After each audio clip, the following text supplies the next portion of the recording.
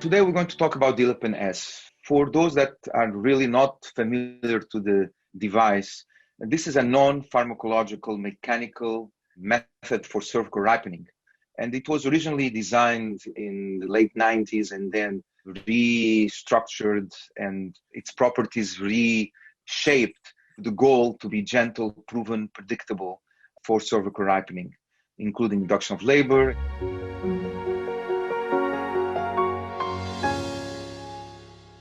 In the United States, these numbers are based on 2018 numbers, but they're very similar. Not much has changed. Even the 2020 numbers are similar. And you can know that around 4 million births have occurred during the United States, and around 1/3 of these are cesarean deliveries. Now, this is concerning because if the average in the United States is around close to 30 to 35% of cesarean, most of our guidelines, clinical guidelines and commissions and even governmental institutions are pushing these numbers to a goal of around 10 to 15%. So vaginal deliveries is becoming a priority. And a lot of guidelines have done and published for lots of providers, including clinicians and non-clinicians, in order to bring these numbers down. And like ECHO published the safe prevention for unwarranted cesarean deliveries recently reaffirmed. And again, also joint commissions that certify hospitals around the nation are starting to publish the numbers of cesareans in that institution starting this summer.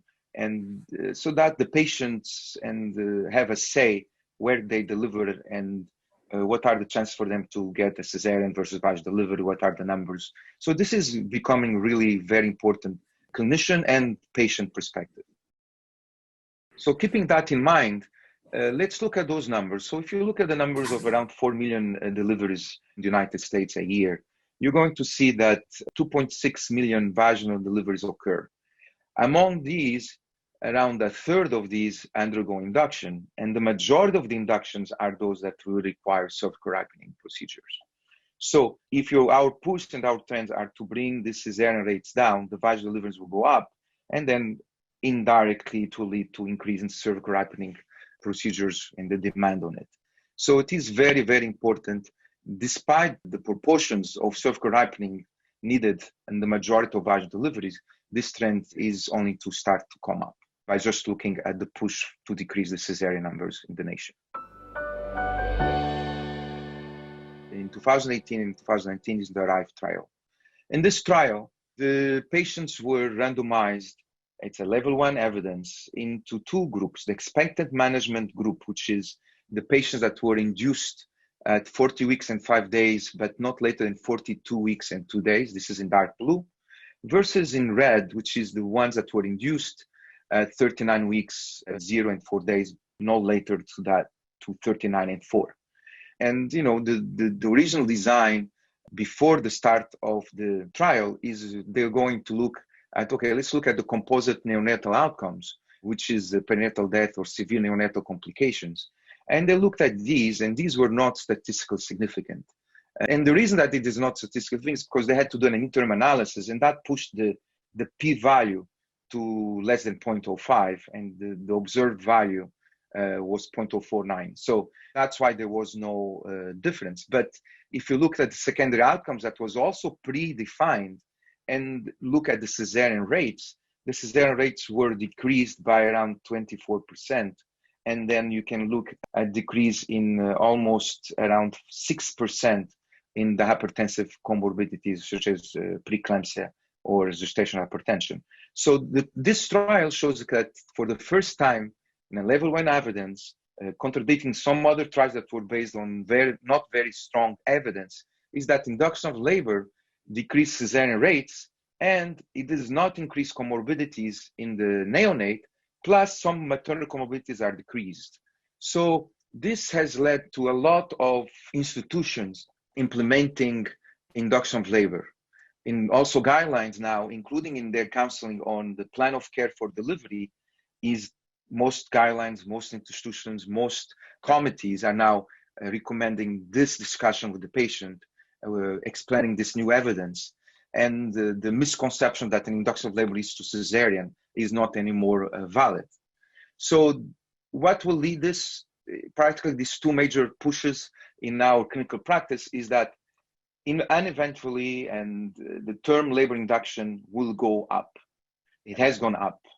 This will lead, as I explained before, to increase in cervical ripening numbers. So women will require more cervical ripening agents.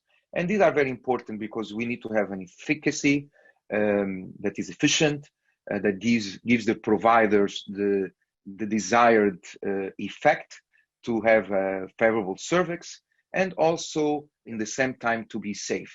This demand in cervical ripening and the demand in induction will need a strain in the infrastructure of most hospitals. And then with the strain of the hospital to have empty slots to admit these patients, and also the need for we as busy providers, we have a busy schedule. So we need to be flexible in scheduling. So we need to have something that will allow us to schedule in a certain time and have a predicted effect and predicted time in order to, arrange all these and match the demand, the opening slots, and our busy schedule all in one. So this is the emphasis on where, a proven method that can or allows to accommodate these new onsets or new aspects of patients that are undergoing induction of labor. So it's very important to have all of these factors in mind when deciding which cervical ripening agent to use.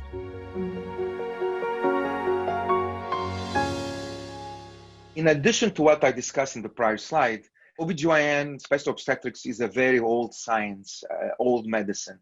But our patients, our clinicians, the generations have changed from 10 to 20 to 30 years ago. We are not anymore just deciding with no input on patients. Patients don't have any say. We just go and move towards induction. Now things are different. Things are online. Patients can review your profile, can give a feedback. Hospitals the same way.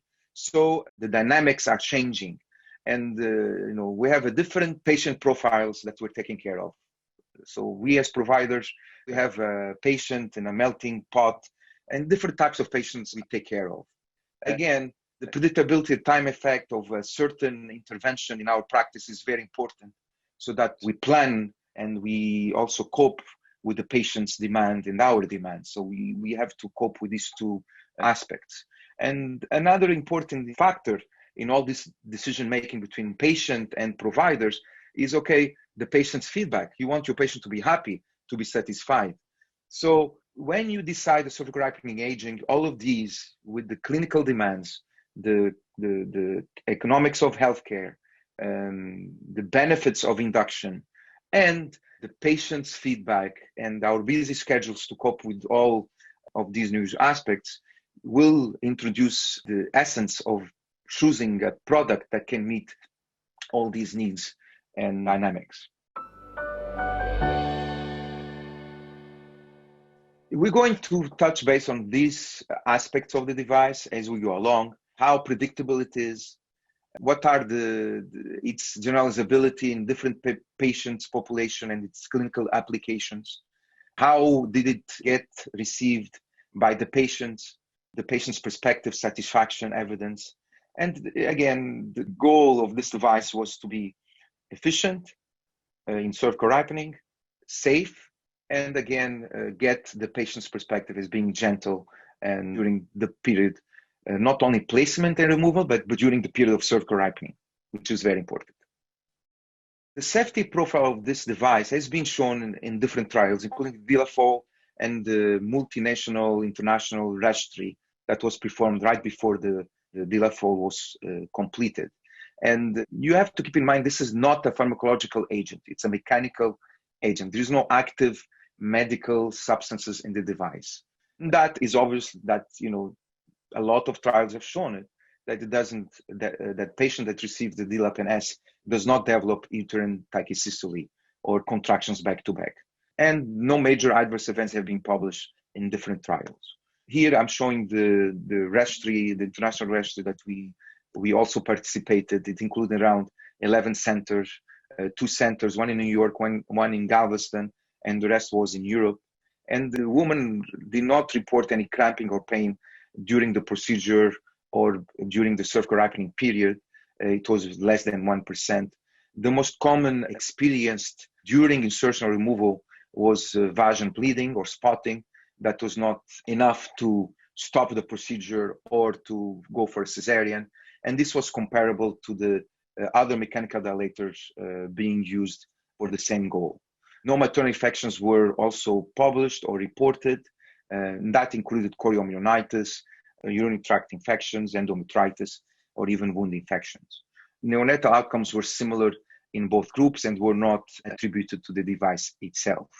So there is a favorable safety profile with around 7 to 8 trials reporting its safety, and keeping in mind that this device has been used outside the United States for many longer years for induction of labor.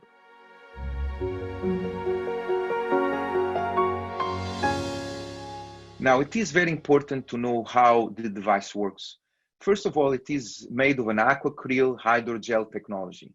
This technology, it's consistent, it's firm, and it does not fragment the device. It's very solid, very tough, but in the same time, it gives you the flexibility. Second one, this aquacryl also absorbs the fluid around the surrounding tissue, including the cervix, where it's placed. And that's how it works in softening the cervical tissue. Another thing is that it also, while absorbing this fluid, it expands itself. And in this figure here that I have, you can see it's an in vitro study, and you can see that the rod starts getting around 10 millimeters to 2 millimeters to 20 millimeters or 1 to 2 centimeters within 8 hours up to 24 hours. And this is very important, and that's what led us to give that 12 to 24 hour windows on an expecting slowly effect on the cervix during that period. So keeping in mind that 80% of the rod expands within 4 to 6 to 8 hours after placement. So the biophysical property of the device, as I touched a bit in the prior slide, is that first of all, when the rods are placed in the cervical canal, it absorbs the moisture from the cervix. This softens and at the same time dilates. So it tries to mimic that cervical dehydration that occurs naturally during normal labor in a pregnant term patient. So there is no active medical substances. It's just an absorption. And then while the rod expands, there's a controlled radial pressure on the cervical canal, and that dilates the cervix. Now, during that stretching and softening of the cervix, also prostaglandins are released locally, and that also enhances the collagen degradation and softening, leading to the cervical ripening. And usually the effect is maximized around 12 hours, but the device can stay up to 24 hours. Now, we talked about its physical properties and how it works. Now, as most clinicians that are not familiar to the device, but you already have dilated cervix in different methods using a Foley balloon or even Hager dilators during gynecological procedures. So, which is very similar to the Dilapan-S insertion and removal.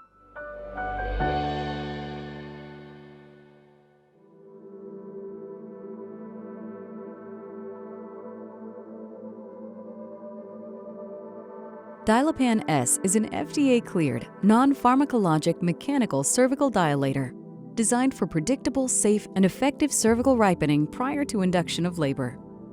Each Dilapan-S rod is intended for one-time use by a qualified healthcare professional. Always follow accompanying instructions for its use and handling to minimize exposure to conditions that may jeopardize the product, patient, or user. Dilapan-S is contraindicated in the presence of clinically apparent genital tract infection. Dilapan-S is a synthetic hydrogel cervical dilating rod comprising anisotropic zerogel of aquacryl, a polypropylene handle with a collar, and a marker string to indicate the rod's location. The rod is placed in the cervix under direct visualization. The point of maximum insertion is the line where the dilating rod meets the collar. The rod expands as it absorbs moisture from the genital tract, resulting in gentle, uniform opening force to the surrounding cervical tissue. Equipment recommended for Dilapan-S insertion includes 2 sponge forceps, a bivalve vaginal speculum, sterile water or saline, antiseptic solution, gloves, and up to 5 Dilapan-S rods. The number of rods used will depend on the individual patient factors. Typically, 3 to 5 rods are used. First, insert a vaginal bivalve speculum and prepare the vagina and cervix with an antiseptic solution. Then, remove the Dilapan-S from the sterile packaging using sterile technique. Moisten Dilapan-S with sterile water or saline to lubricate its surface prior to insertion. Insert Dilapan-S in the cervical canal gradually and without undue force, ensuring that the rod traverses the internal cervical os. Do not insert Dilapan-S beyond the rod collar. After placement, the border of the collar should rest at the external os. More than 1 Dilapan-S may be inserted into the cervical canal to achieve the desired effect. The specific number of rods will depend on the clinical judgment of the treating physician and should be recorded. Gauze pads moistened with sterile water or saline may be inserted to assist in keeping Dilapan-S rods in place. Careful placement of the rod is essential to avoid traumatic injury to the cervix or uterus and to avoid migration of the rods upward into the uterus or expulsion downward into the vaginal canal. The patient should be instructed that it is necessary to return for removal of Dilapan-S at the indicated time. The rod should not be left in place for more than 24 hours. Under no circumstances should a patient attempt to remove Dilapan-S rods.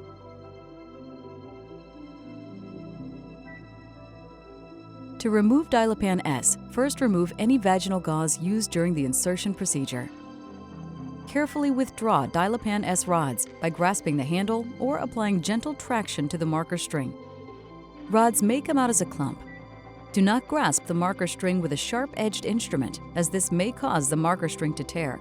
Do not grasp the collar with forceps to remove the device, nor twist the handle when attempting to remove the device, as this may cause the device to break. Ensure the same number of rods that were inserted are removed.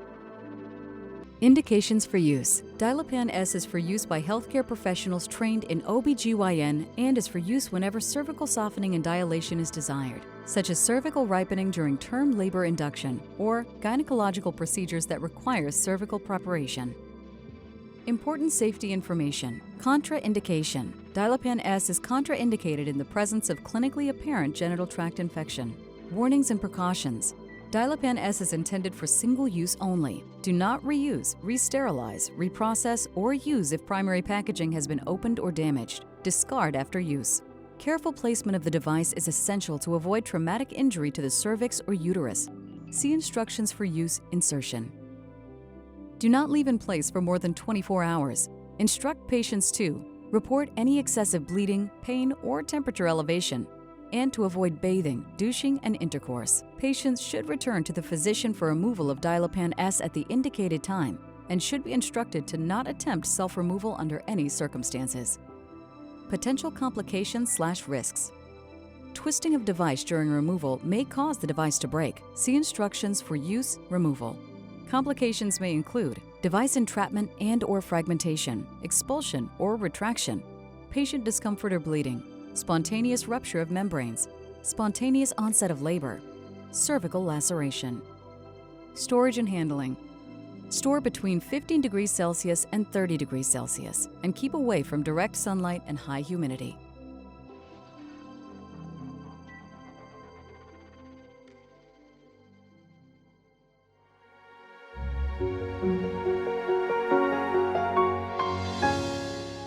Dilapan-S has been used in nulliparous, multiparous women, inductions that are elective, greater or equal than 39 weeks, or medically indicated inductions greater than 37 weeks. Some trials included some post-date patient, but not later than 42 weeks. Majority of our patient population in the trial were obese, and also we had high-risk patients, including diabetic, preeclamptics, or patients desire a trial of labor after a cesarean, or even some fetal comorbidities such as oligohydramnias. So the generalizability for the broad applicability in different patient populations is backed by evidence and the publications that included Dilapan-S for induction of labor and cervical ripening.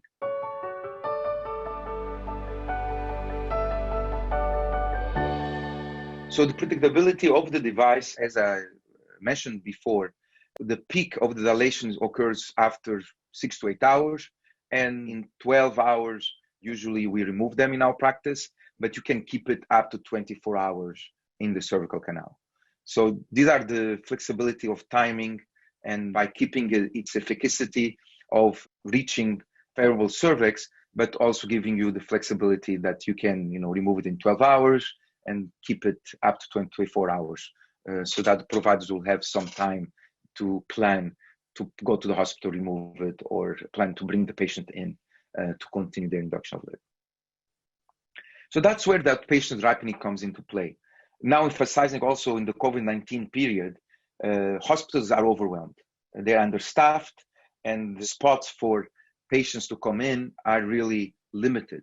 So if you can spare 12 to 24 hours of the hospital stay, the first hospital stay just for cervical ripening in an outpatient setting, that's where most of the hospitals and practitioners are pushing for. So as I mentioned when we talk about the evidence behind it, Dilapan-S is an excellent candidate for this patient population.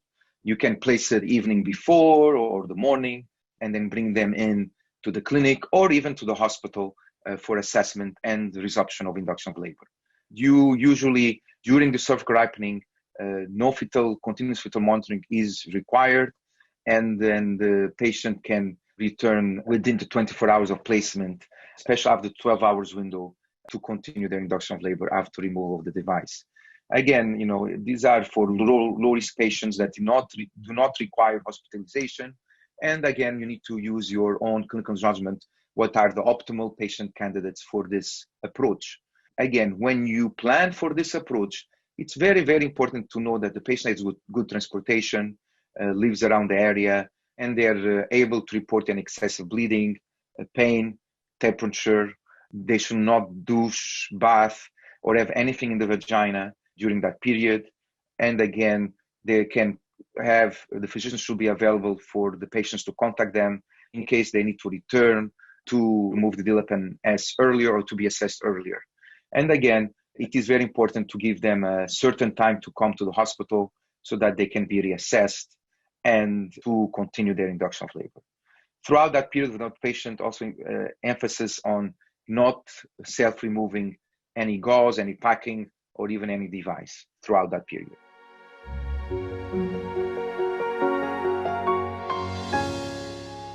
So the critical part, the light or the emphasis of this device comes from its supporting evidence. And that's what most of the providers wait when a product is being introduced in their practice, is say, okay, what is the evidence? How safe it is? Can I use it? Is it going to work? So that's where these slides for me are very important. Two major trials. One, as I mentioned before, is the registry. The other one is the Dilapan trial. And as you know, in the arm of Dilapan, we had around 200 patients. And in the registry, we had around 450 women. And in both of them, the first round, which is the first 12 hours, after the first 12 hours cervical ripening, they did not require a second round of mechanical dilators or any other agents. The majority of these patients underwent cervical ripening, and they had a favorable Bishop score, and then more than 87% of patients, they moved towards induction of labor. And this shows how efficient and effective this patient that received Dilapan-S gets where the practitioner wants it to be. Get a good Bishop score before starting the induction of labor. And remember that this change in Bishop score and success is very important because it's a single predictive factor for a successful vaginal delivery. And it has been shown several times. So effective in the first round. So it's predictable and effective. And usually the median rods being used is between 3 to 5 rods per patient. Again, very important to talk about patient generalizability and population. So this number here in the graph, 3 and above, is change in Bishop score, which is before and after. And as you can see, it's very reliable, very reproducible.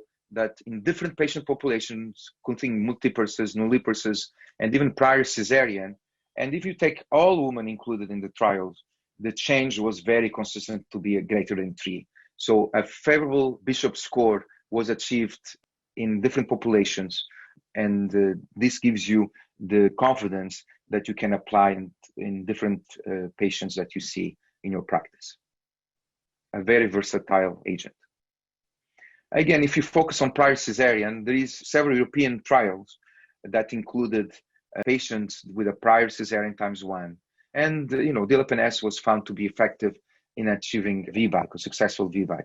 And as you can see, in the United States, it's like we have around 50% efficiency in our VBACers, and most of the trials reported that, if not above that threshold. So Dilapan-S had also a role in VBAC rates that were greater than 50% success, which tells you that you also can include patients with prior cesarean. And there was no risks of rupture or pachycystoly.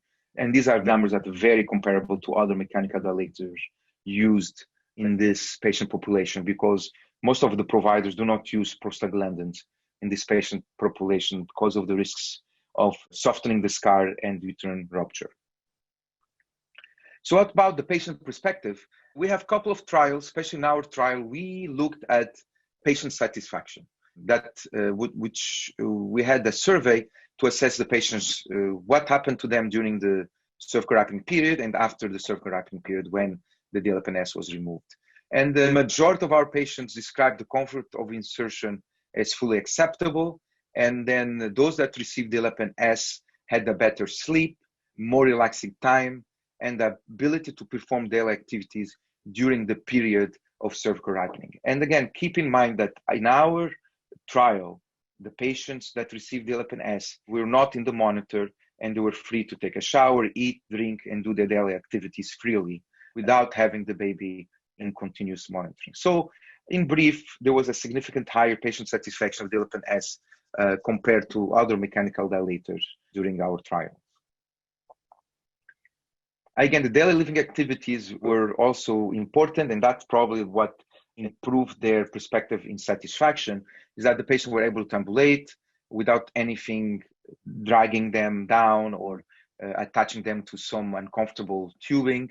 They were able to use the toilet, brushing their teeth, taking showers. So all the other daily activities that patients would like to do during that period, instead of being stranded in the bed without eating or drinking under continuous monitoring with other methods of cervical ripening.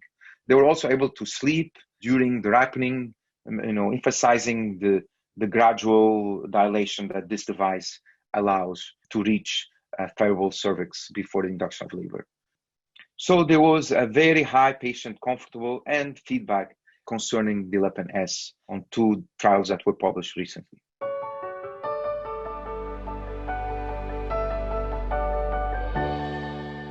So it is very important, again, what is your optimal cervical ripening agent that you should be using? It doesn't mean that you're going to be using one or the other one, or you're going to just decide on one, but keep in mind you're going to have a variety of different patient populations, and you're going to have a variety of different products to use. What I can tell you now is that Dilapan-S has been used worldwide for a while. It has been approved for that use. It has been approved in the US for that use. We have extensive peer review, level 1 evidence supporting its efficacy, and we have journals built on different patient population. We also have a device that acts in different modes of action, but that mimics the normal physiological changes that occurs during cervical ripening in natural labor. It is also safe, and most of the trials that have published, and more will come out, are reporting its safety that is comparable to other mechanical dilators. Again, its broad utility in different patient populations. The feedback that you get from the patient and the patient's satisfaction is high, and it's there, and that's why there is a demand on the device. So I hope I showed some evidence and some features about the device that can push it to be used in your practice as probably a first choice, if not for a choice while counseling your patients. And I hope these sessions makes it clear how you will counsel your patients, and you can answer most of your patients' concerns and inquiries about the device. So the worldwide experience and presence of Dilapan-S, as I mentioned before, it's used in more than 40 countries. Many years ago, for term pregnancies. And there is various studies published concerning that, and they report a high rate of vaginal delivery rates above 70%, which is expected in women requiring cervical ripening agents. So this product has been trusted by many clinicians around the world.